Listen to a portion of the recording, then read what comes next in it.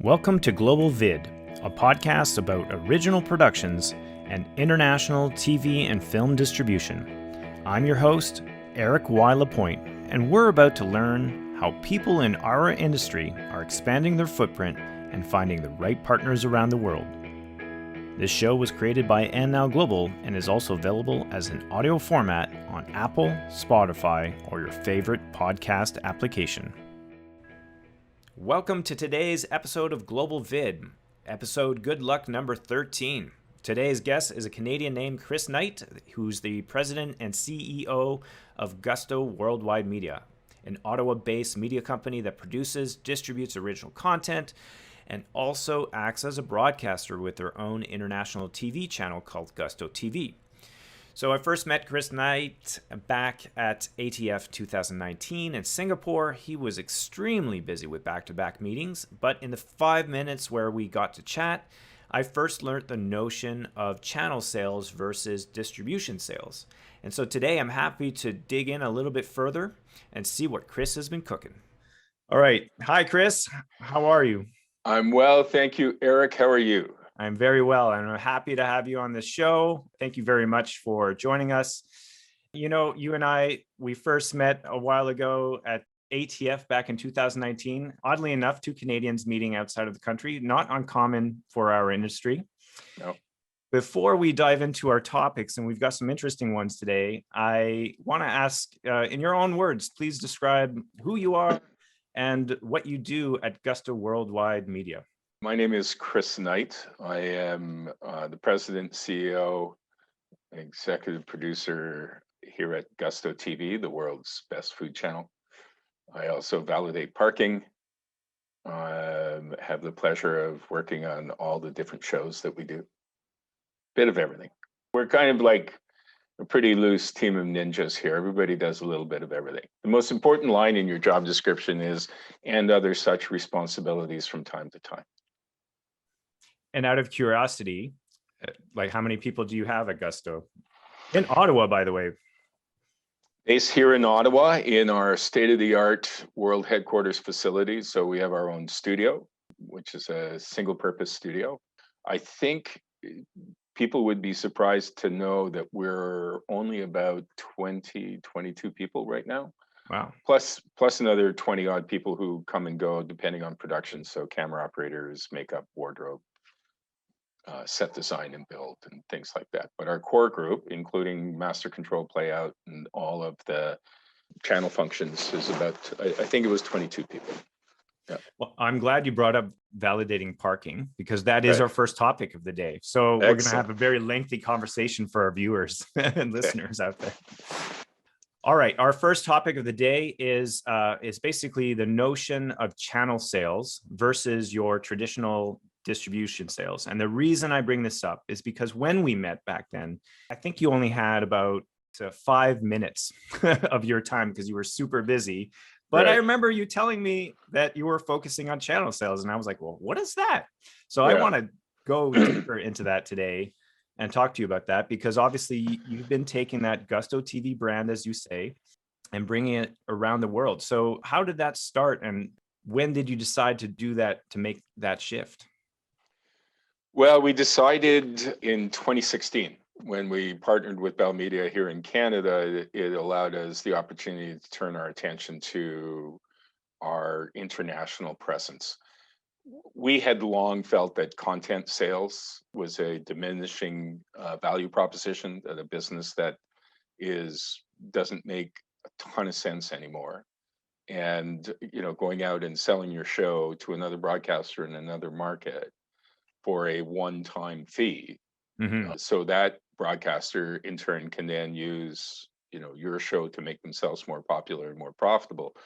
To me, didn't seem like a long-term business prospect. Now, large distribution companies, you know, the Endemol's and stuff like that would probably disagree, and they've got tonnage, and I'm sure they'll carry on for a while. But we do one thing, and we do it exceptionally well. We do food programming. So why not bring Gusto as a brand to a new country as opposed to selling our shows to the country? And by doing that, of course, it allows us to create more and more content and control the growth of the brand. We called the channel Gusto because it's also gusto and gusto. it's a word that's recognized and used in multiple languages, and also speaks to a joie de vivre and an attitude as well. So we always thought about global expansion. The channel was originally called Okay. So hard to Google. 5ms.tv. In fact, our CRTC license is for TV. And pretty much everybody told me it might be the dumbest name ever. But we wanted to call it because is the sound you make when you walk into a room and you smell fresh baked bread. Yeah. Or when you kiss your lover, or when you smell your kid's hair, or when you're sitting on a dock and you're watching the sun go down with a nice Pinot Noir. So it spoke to an attitude as well. And then when we applied for the license, we got the CRTC license. It was registered in the Gazette. We got a cease and desist email from a giant law firm, New York law firm, saying you can't call your channel .tv because it will create confusion in the marketplace with our client's channel MTV. Because we do the Edible Roadshow and food programming, and they do Pimp My Ride and 19 and Pregnant. So I emailed them back and I said, listen, if you're going to sue us, could you give me a couple of weeks notice, because I want to send out a news release that the biggest media company in the world is going to sue us because we're just launching and I could use all the the free media I could get.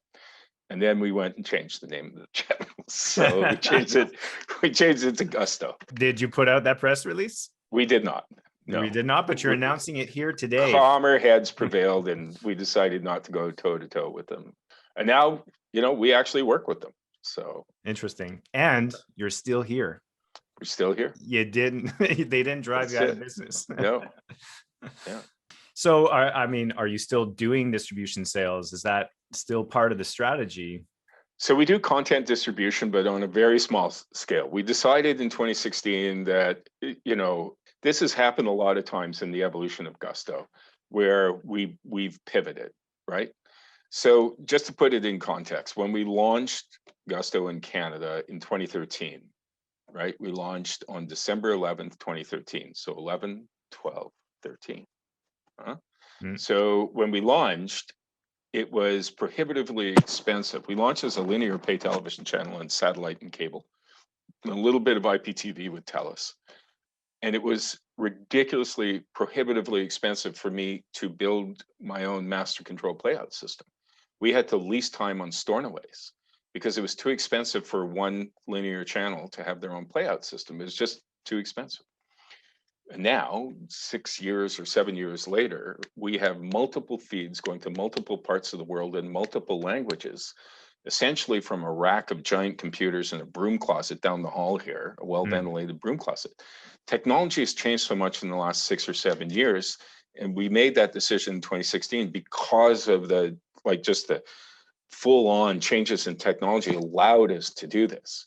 If you wanted to launch a channel 10 years ago in Europe, you had to be a huge company and invest gazillions of dollars and wait it out for years as you got established in the market and deal with BDUs all over but now technology has changed all of that. It was opportunity and technology met and gave us the chance to, go pivot and let's go all in on Gusto. Let's go all in. We're bringing Gusto to the world, not individual shows, but we have an editorial voice, right? We believe that food is the one true language and Gusto speaks all dialects. We believe in inclusion. We believe in love and joy and celebration through food. And that's subtext to everything that we do. It's kind of like Star Trek, where they're flying through the universe, bringing middle-class American values to the universe. We're bringing Gusto, love, and peace to the world.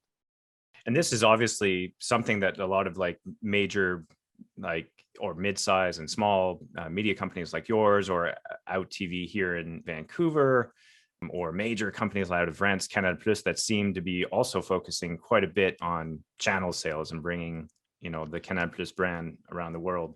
So what's the difference in the business model? So obviously with distribution, it's license fees. I would imagine the business model would be slightly different for channel sales. Yeah, you have to decide whether or not you're going to launch as an app or whether you're going to launch with a platform partner.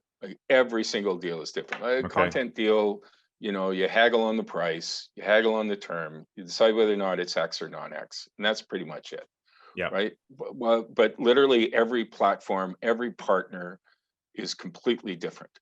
But it largely breaks down into three categories, which is subscription driven, transactional, or advertising driven. And you're finding more and more of the deals now are advertising driven. So we're now on the interweb instead of, some dude showing up at your house and drilling a hole in it and sticking a wire into your building.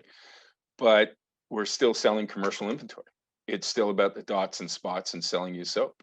And that, we're trying to change that at Gusto. We have a larger sort of ancillary revenue and vision and building, a viewer experience that's more interactive.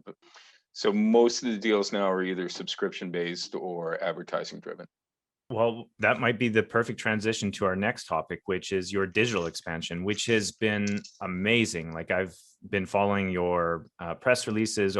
I received them since we sat on a panel together back in Budapest. Yeah. And on top of it, I see it all the time on LinkedIn. It's just like one new announcement after another. This Samsung, Roku, Zumo, you name it. And then just this month alone, there were 3 press releases for new OTT deals. One with Germany's Relax TV, and 2 in the United States, Send2 News, which is I'm not familiar with. Maybe you can talk about that a little bit after. Yeah. And Cloud TV. And, as today, Wednesday, another news release has gone out because we're excited to announce that we've partnered again with Samsung, who has been a great partner with us in India, which is huge for us. We started with Samsung in the United States. We're now on with them in the UK, Australia, New Zealand, and now in India. And that, of course, is a huge market, and we're really excited about what's going to happen there. Like we're on Pluto, Fubo, Roku, Samsung, Cloud, Zumo, Stroom, Tubi, TVNZ, Stir, Channel 7 Australia, Vizio, Sling, TV Player, Relax, OneHub, Local Now, Plex, and I'm pretty sure I'm missing some of them. I want to demystify something. Yeah. I feel like either people feel like digital is super complicated, don't understand it, and of course they're sticking to the traditional business, right? Or they feel it's super easy. All you have to do is upload a file, right? Yeah. So what's the major challenge been from the start when you've been adding on these new platforms? Well, I think the major challenge probably is that the tech is changing so quickly that even the tech providers don't know really what they're doing. And they're probably going to kill me for saying that. I mean, we're all really making this up as we go along. Things are moving fast when people ask me to sit on a panel as an expert. So, it's keeping up with the technology. The whole advertising side of it is pretty complicated. Setting up with a partner and the tech side is there's a very, very steep learning curve there. So people's ideas that first of all, if you're going to do your own channel, you need tonnage, right? You need enough content and a significant enough refresh rate, just as you would with a conventional linear television channel. Yep. So you need tonnage there and to continue to attract new audience, add to your audience, grow your audience. But while the technology has made it less expensive and doable, this is not like launching a channel on YouTube. This is not, I can do this in my bedroom after school kind of thing. This is a real business.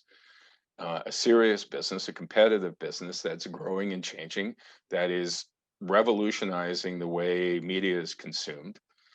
Conventional television, I think we all agree, is in the decline. It's exciting to be part of this. This is the Wild West, the new frontier, whatever cliche you want to slap onto it. But we control our own destiny. So we talked about advertising share and ad rev before. We've now moved as much as possible to inventory share. What does that mean? Because we're on so many different platforms with so many viewers across those platforms in the quantum, we can sell advertising and a CPU across multiple platforms now. So in 2016, we started launching on platforms. And then in 2019, we made the decision to stand up our own ad stack, which in itself is incredibly complicated. I would bet. Yet once you figure it out, very, very simple, but you have to figure the whole thing out. And our partners, for our delivery partners, for instance, typically we deal with Amagi in terms of delivering. And then there's a whole bunch of programmatic advertising partners that we have. There's a lot of moving parts in this.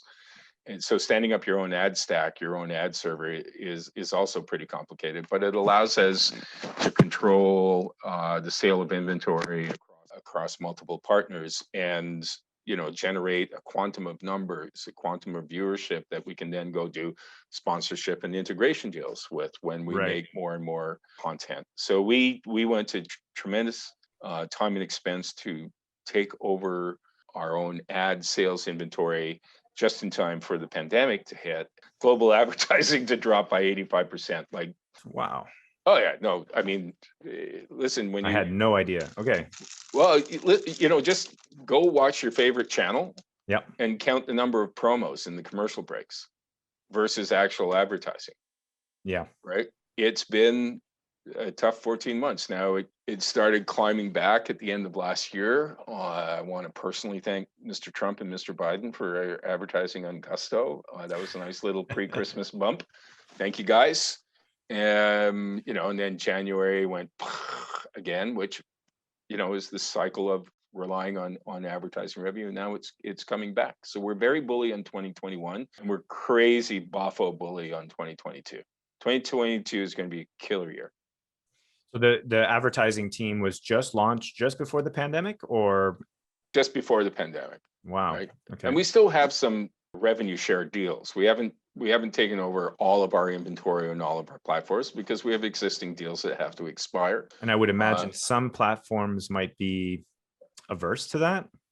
Yeah, I mean they have their own monetization strategies as well. So it's finding, as with everything, is finding a compromise. Like we have the content that you want. You've got the platform and the eyeballs that we want. Here's what we need. Here's what you need. How do we come to some accommodation? And we're an awesome channel.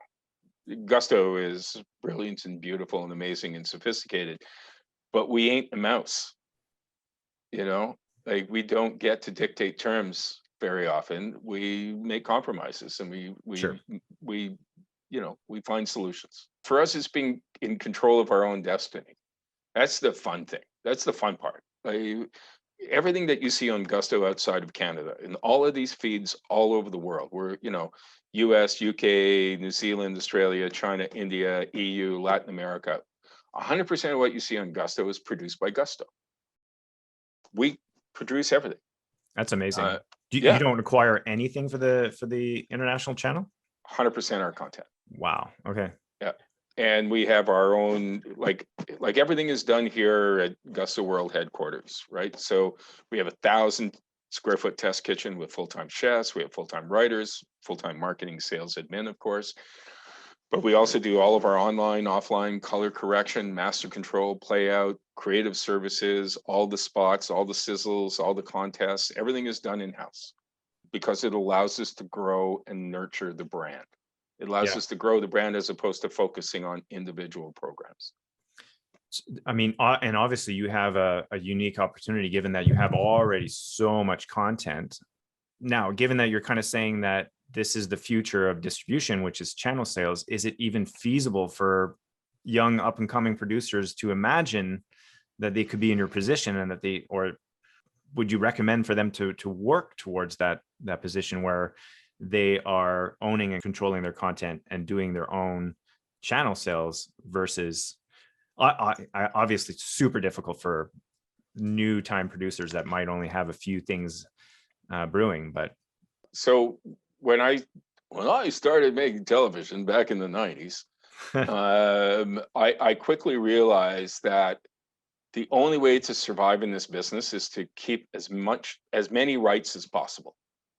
When in doubt, own everything, right? So you have to make a deal. If you're starting out, you have to make a deal with a broadcaster or somebody who's going to pay you for the content, right? And depending on the market you're in, like in the United States, like if you go to a Netflix or go to a broadcaster in the United States, they will pay you and they will pay you well, and then they will own that show in perpetuity.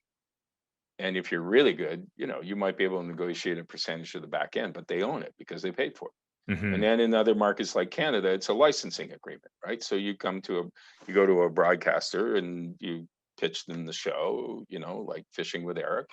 That's not going to happen, but and you own it in other markets. But I think, to be able to launch your own service, you need either to acquire programming from other sources or just make Boku stuff. But I've been squirreling away the nuts and the seeds for 20 years. Yeah. Like, we still air some shows that I made 15 years ago.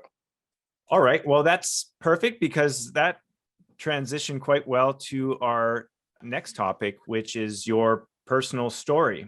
And I love this part of the show because we get to learn more about you, how you got started. Maybe that'll be an inspiring concept for everybody else. Right. But you've got a unique story. So a lot of the times in this industry, we hear those stories where like, oh no, I was not an overnight success. I struggled for years and years, and you hear it. And finally, 10 years down the line, I got my break. Yeah. What is your unique story that's a little bit different? I am an immigrant. I was born in Scotland. I'm a Ouija, Glasgow. We came to Canada, and I've always been in love with film. And I wanted to be a film director. I wanted to go to Ryerson, do film and television, and go to USC and study to be a director of film. My parents were having none of that. They wanted me to be a lawyer. And instead, I went to business school, and nobody was happy. Okay. And I went about my life as a corporate dude. I didn't even own a pair of jeans, but food has always been my great passion. Now, I caution people and I say, what happened to me does not happen. So don't do a career plan based on what happened to me. I have no training in food at all. I've never taken a cooking class in my life. I've also never taken a television course or a production course, or I have no formal training in anything. I'm an idiot savant, heavy on the idiot. And well, I don't know. I'm going to disagree. So anyway, so here I am going along merrily with my life, and a friend of mine, a ski buddy, was getting in the television business, and he said, and I've always been a writer. I love writing. Writing is my passion. Food is my passion. I've always been a writer. And he said, these food shows, these cooking shows are all the rage. You should come up with an idea for one. So I came up with an idea for a show about eating, and again, regional and ethnic influences, which to this day is subtext to everything we do at Gusto, called the Great Canadian Food Show. And there was no Food Network or any specialty channels back then. And so we took it, and my buddy said, we'll send it to CBC, but don't get excited because they get 100 of these a day. And sure enough, next week, CBC called and said, we love this show idea. Would you like to come and do it for us? This is a shortened version. So that's after one pitch meeting? It's the only pitch meeting I've ever done. So it was like, so I took a leave of absence and started. I've never been a producer. So I started working on the show. And essentially I learned how to produce television shows by producing television shows. And at one point, we couldn't find a writer we liked. And I said, well, I'll write it. Expecting somebody to say, you've never written for television before. But nobody did. So I ended up writing it. They just assume you're the producer, so you must know what you're doing. Right. So yeah, we did Great Canadian Food Show for a couple of years with CBC. And then, I quit my day job. I literally quit my day job and decided to become a television producer with this one show. Then the CBC called and said, we've changed our editorial direction, our programming direction. We're not doing your kind of programming anymore. Good luck. But I'm not a TV producer. I don't have a shingle. I have no idea what I'm doing. And I was out of business. And what year was this roughly? 90s, but so I started in 97. So by now it's like 99, 2000. Okay. It's 2000. And 2 days after I got canned by the CBC, I get a another voicemail. And this is one of these things where, this never happens. Basically from Alliance Atlantis saying, we've just gotten a license for this new specialty channel called the Food Network. And would you consider bringing Great Canadian Food Show over to the Food Network from CBC? Right. And I was more than pleased to do that. So I got saved by the Food Network. And then I went on to do many, many shows for them. It turns out I was reasonably good, pretty good at probably my superpower is finding people and convincing them to come and work with me and fill in my significant deficiencies in many, many areas. And so we went on to make tons and tons and tons of shows, both for Food Network and HGTV and scripted and unscripted and all sorts of different programming. But food was always my passion and my love. And then in 2009, there started to be consolidation in media.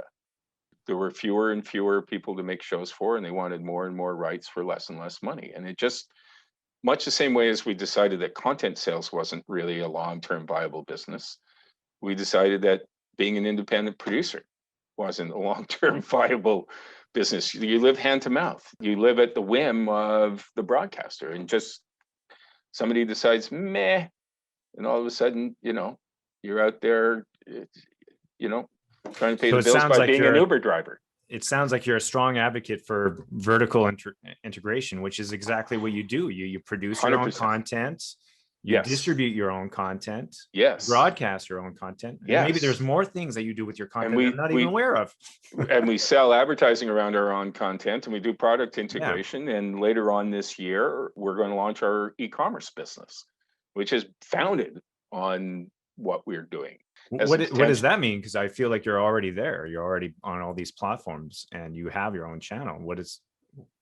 Well, when we overlay our digital metrics onto our EPG, we see real-time second screen engagement from viewers, which means somebody's watching this show, say Flower Power, and they go, wow, that recipe looks good. And they're getting out a second screen. They're going to gustotv.com.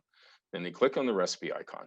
Then they find the recipe and they download it. Now, for you propeller heads out there, 3 click-throughs is pretty impressive. But then you take that recipe, Eric, and then you go to the grocery store and you buy the ingredients, you go home and you make it for your family. And if your family loves it, we've just become part of your life. Mm-hmm. And that is a strong emotional bond. And the other thing is that if we do our job well, and we do our job well, I can reach you at a physiological level. I can make your pupils dilate. I make your mouth water. I make your stomach rumble. I make you hungry. And that is a powerful emotional connection. So right now we create a need, right? You literally take our recipe and our ingredient list and you go to a grocery store. So we create the need. Now we're going to be part of filling it. So we have a very sophisticated e-commerce strategy, multi-layered strategy that we've been working on for 2 years, that we were going to roll out last year in the US. Last year, 2020, we were supposed to open an office in the United States, stand up our own direct sales team, start our e-commerce business until, the madness started. Like 2020, let's move on. We have an e-commerce business that integrates the viewer experience. Everything about us is viewer experience, editorial voice. We'll be rolling that out later on this year. Looking forward to that. So I made you sidetrack a little bit. So let's go back to media consolidation and, a few less money and stuff like that. So I was going to get out of the business. I was going to sell our catalog and go off and be a rhythmic gymnast or something. And, with the stick and the ribbon. Yeah, I used to work at Cirque du Soleil. I know all about that. There you go. Right. And then I realized that the one part of the business that was still making money was specialty channels. So, I said, well, not selling to specialty channels, but having the specialty channel. Having a specialty channel. Right. So 5 words have governed every decision I have made in business my entire life. These same 5 words, good or bad, good decisions, bad decisions, have governed every decision I've made. And the 5 words are, how hard can it be? Right? I'll launch my own channel. How hard can it be? And of course, it was ridiculously hard. I mean, the barriers to entry were stupefying, the regulatory hurdles and everything. But once I set myself on this course and on this path, there was no turning back. And so we decided to launch Gusto and as a linear pay television channel to compete with Food Network, who at that point had migrated the majority of their programming to, game shows and contests, and they moved to that end of the sandbox, and we felt that there was room for an alternative. There's lots of channels you can watch for movies and sports and stuff like that, but there was really only one channel for food. And so we decided that we were going to be the alternative to that. And that's how we got started. It was just, let's do it. How hard can it be? And how disruptive was that to go against the #1 food channel in Canada? Well, they had 17 years head start on us, spent more money on fridge magnets than our entire marketing budget for a decade. I raised millions of dollars to launch the channel and see us through to profitability in the second year, which we did. It was a David and Goliath story for sure. And it's all about ratings, right? It's all about number of eyeballs you can get. You got to believe in what you're doing, right? Like we would, Tuesday at 3:00, I'd get the weekly summary ratings. You get the overnights, but you get the weeklies on Tuesday, and that's the business part of the business, because it show business. It's the TV business. And you're in the business of creating content to keep people attracted long enough to try and sell them some soap or a car or walk in bathtubs. And I get that, but we had a vision for what we were doing. We wanted to be something more joyous and more celebratory, more inclusive, more international, less jingoistic, less American. And I think we've been able to achieve that. And Food Network not moved to that end of the sandbox, this never would have happened. Right? The economy not collapsed in 2009 and media consolidated in 2010, this never would have happened. Had technology not all of a sudden burped up all of this stuff that allowed us to send dedicated channels through secure Aspera pipes across, the stardust of the internet, this never would have happened. Right. There's so many things that have happened in the last 10 years that none of this would have happened if that hadn't happened. But it sounds also that you've been adapting step by step, very carefully, very strategically. Well, I think we're nimble. Yeah. We're still a small company, and I think small companies innovate. Small companies react to market changes because they have to.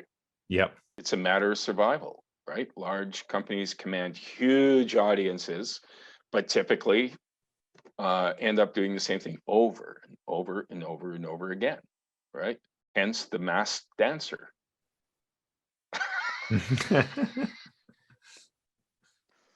That masked singer thing is working. What else can we put a mask on somebody to do? Let's do dancing. Yep. So I'm waiting for the masked furniture upholsterer, which should be coming out next. So it's like, just keep doing it, which, is a good business model, but can't be a whole lot of fun. So one of the things I'm also curious about is the shift. So you launched in 2013, but then sometime, I think it was 2016, you did a deal with Bell. Yeah. So what was that change like? Why did you make that change? 7 months after we launched, the friggin' government decides that they're going to review the entire television industry in Canada and started hearings about bundling and about, changing things. Like we literally, we're not even a year into our business yet. And the government, we will now hold hearings to completely dismantle the television industry, and I go, what? What? Our original plan was we launch Gusto, spend a year or two building that, and that becomes Gusto Food, and then we go Gusto Home and Gusto Life, and we compete with the existing channels that are female skewed lifestyle channels who were largely financially unmolested at the time, and we wanted some of that ad rev. But then everything changed, and also Bell had a number of underperforming channels, and they saw an opportunity. They loved Gusto.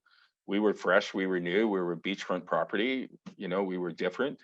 And also we were independent. We were one of the few, like you mentioned, the Out TV guys before, who, are doing killer stuff themselves. Yep. And then Michael McMillan launched, Blue Ant. He started doing, the nature stuff and everything like that. But few independents. There were very few independents left. Yep. Because everything had been consolidated and snapped up. So that's why we partnered with Bell then. And they said, we'll take care of Canada, you go do the rest of the world. That's a good deal. Yeah. So believe in what you're doing. Don't let anybody tell you otherwise.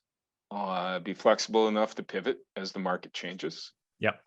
But follow your heart, follow your gut.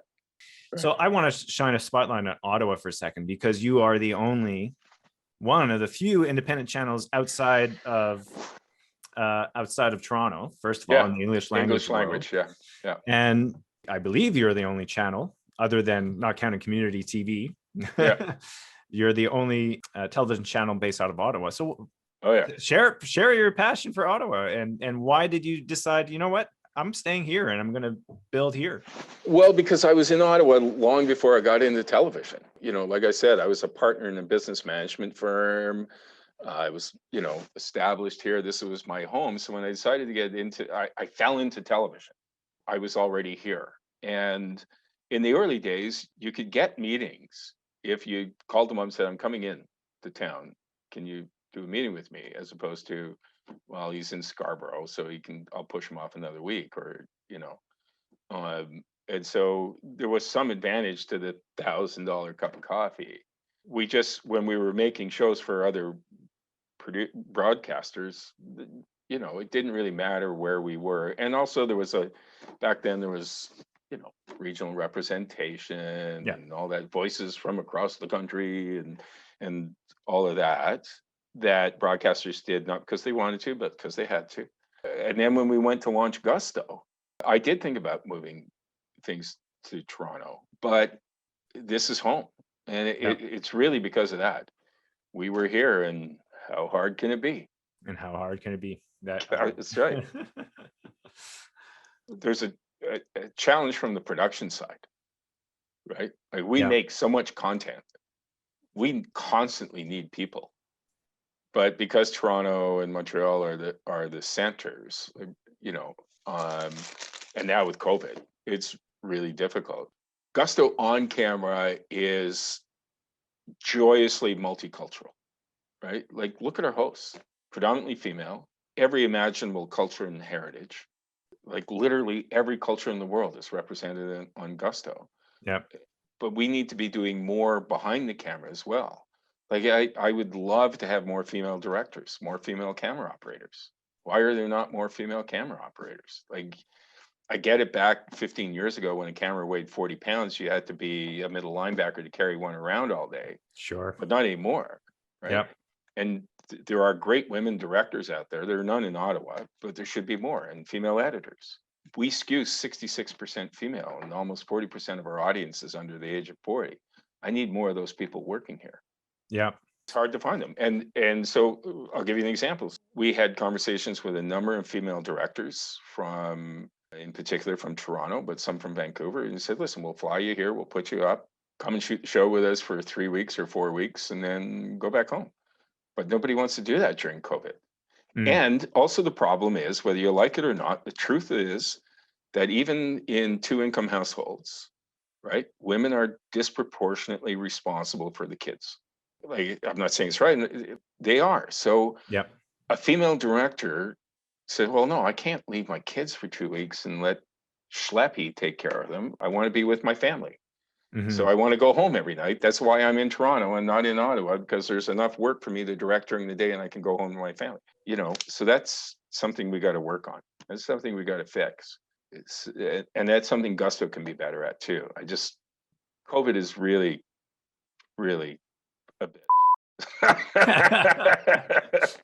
Is there something else brewing right now, or cooking, should I say, that you want to maybe tell us about? What's next for Gusto in 2021? Well, we continue our expansion, our global expansion. Gusto resonates in different markets because we have hosts from all over the world, right? So we now are dubbed into Spanish. We're looking at Portuguese for Brazil, because those Brazilians, can't speak Spanish like everyone else. No, gotta speak Portuguese. But it's a big, important market, and we're already doing well there in English. So we're looking at localizing content there. Our next step is, once COVID goes away, is bringing hosts in or going to shoot in the markets that we're in. 2020, we were supposed to shoot in Singapore, Mexico City, and Florida, as well as in Toronto, but that all got shelved. So more international programming, more expansion, of course, e-commerce, and probably building a second studio. Well, I can't wait, and I'm sure the audience will love to follow what's next with Gusto TV. Thank you so much for your time today, Chris. This has been really fun to speak with you, learn more about the notion of channel sales. And yet I've yet to start my own channel, but don't have the same kind of content. But there you go. Thank you so much. My great pleasure. Thanks, man. All right. Take care, everybody. That was today's 13th episode of Global VID. Thanks to my guest, Chris Knight, and the entire team at Gusto Worldwide Media. Also, thank you to my editor, Nicole Almeida, and, of course, our theme songwriters, Amber Goodwin and Aaron Ross. Thanks, and see you next time.